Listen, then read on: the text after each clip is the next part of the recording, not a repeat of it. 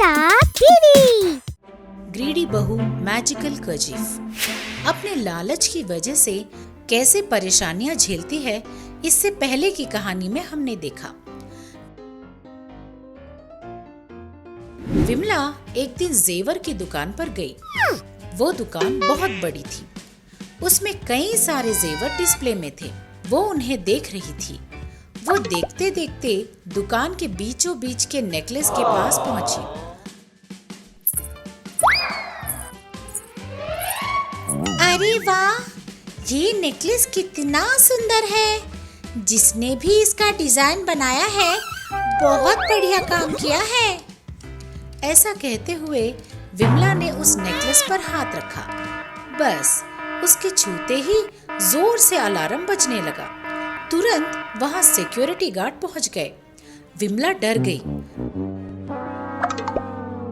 क्यों रे, मेरे ही दुकान पर चोरी करने आई है? अरे नहीं नहीं। चुप रहो। अपने आप को देखा भी है? सोने के जेवर खरीदने की औकात भी नहीं। भाग यहाँ से। पास के बाजार में 10 का एक रोल्ड गोल्ड चेन मिलती हैं। जाकर खरीद ले। सिक्योरिटी, इसे बाहर निकालो। ओए चुप कर, तब से देख रही हूँ पके जा रहा है। अपने जेवर अपनी जेब में रख, मुझे नहीं चाहिए। ऐसा बोलते हुए वहाँ से बाहर निकलकर बगल की गली में एक ठेले पे टिकिया, रबर बैंड वगैरह खरीद लेती है। विमला खरीदारी कर रही थी कि बहुत तेज हवा चली। उस हवा में कहीं से उड़कर एक कर्चीफ विमला के हाथ के झोले में आ गिरा। विमला इन सब से अनजान थी। वहां से घर पहुंचकर अपनी खरीदी हुई सारी चीजें निकालकर टेबल पर रख रही थी। उसने जब उस कर्चीफ को देखा, अरे ये कहां से आई? मैंने तो नहीं खरीदी। चलो कोई बात नहीं। ऐसा कहते हुए उसने उस कर्चीफ को अपने सामान के ऊपर डाल दिया। उसके बाद उसने फिर अपने झोले में हाथ डालते हुए उसे उस कर्चीफ पर कुछ लिखा हुआ दिखा। इस पर तो कुछ लिखा हुआ है। हाँ, उसने सोचा और पढ़ा। उसके पूरा पढ़ते ही कर्चीफ के नीचे की चीजें गायब हो गईं। विमला ने कर्चीफ हाथ में ली और सोचा, अरे मेरी चूड़ियां, बिंदी सब कहाँ गई? यहीं पे तो रखी थी, कहाँ चली गई? ऐसा सोचते हुए उसने अपने थैले में फिर हाथ डाला। गायब हुई सारी चीजें उसकी बैग में ही थी। ये देखकर विमला दंग रह गई और उन्हें फिर से टेबल के ऊपर रखकर उन पर एक और बार कर्चीफ डालकर उसने मंत्र पढ़ा। इस बार भी सारी चीजें गायब होकर फिर से उसके झोले में आ गई। लगता है ये कोई मैजिकल कर्चीफ है। एक बार फिर देखती हूँ, उसने सोचा और बगल में रखे टीवी रिमोट पर कर्चीफ डाला और मंत्र पढ़ा। बस वो रिमोट भी गायब होकर उसके झोले में आ गई।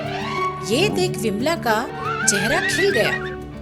अरे ये तो सच में मैजिकल कर्चीफ लगता है। इससे किसी भी चीज को गायब करके उसे अपने बैग में ला सकती हूँ मैं। हाँ, वो खुश होने लगी। इतने में उसे एक आइडिया आया। उस जेवर वाले ने मुझे डांटा था ना, उसको सबक सिखाऊंगी। उस नेकलेस को छूने की वजह से उसने मुझे इतना सब सुनाया था ना। अब मैं उस नेकलेस को ही गायब कर दूंगी, उसने सोचा। सुबह वो उस जेवर की दुकान पर पहुंची। दुकान में करंट नहीं था, पंखे नहीं चल रहे थे। सब लोग अपने अपनी कर्चीफ से हवा कर रहे थे। विमला दुकान पूरा घूमकर बीच में रखी नेकलेस के पास पहुंची और चुपके से उस कर्चीफ को नेकलेस पे डाल दिया। उसने मंत्र पढ़ना शुरू किया। मंत्र पूरा होने ही वाला था कि करंट आ गया और दुकान के पंखे चालू हो गए।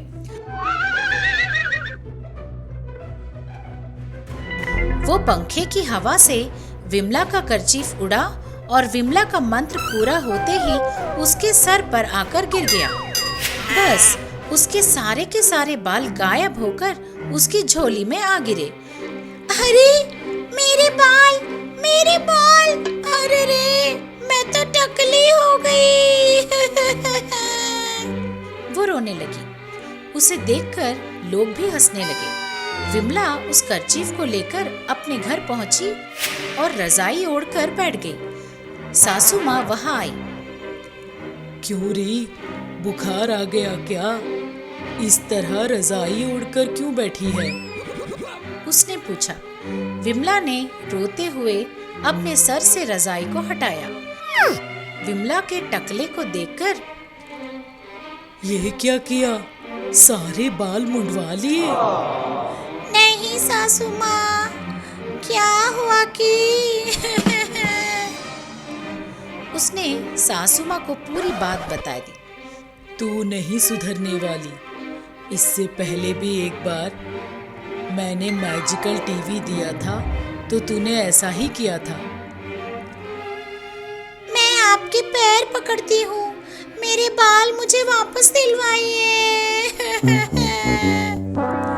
ठीक है, उस टीवी के समय तूने उस मंत्र को उल्टा पढ़ा था ना, इस बार भी वैसा ही कर। हो सकता है तेरे बाल वापस आ जाएं। अगर नहीं आए तो? फिर ऐसे ही टकली बनी रहना। विमला ने अपने सास के कहे अनुसार उस कर्चीफ को अपने सर पर रखा और मंत्र को उल्टा पढ़ा। बस मंत्र के पूरा होते ही उसके बाल उसके सर पर वापस आ गए। उसके बाल वापस आते ही सासू माँ ने वो कर्चीफ ले लिया। अगर ये तेरे पास ही रहा तो तू फिर से कोई ना कोई गड़बड़ करेगी। इसे मैं ले जाकर जला देती हूँ।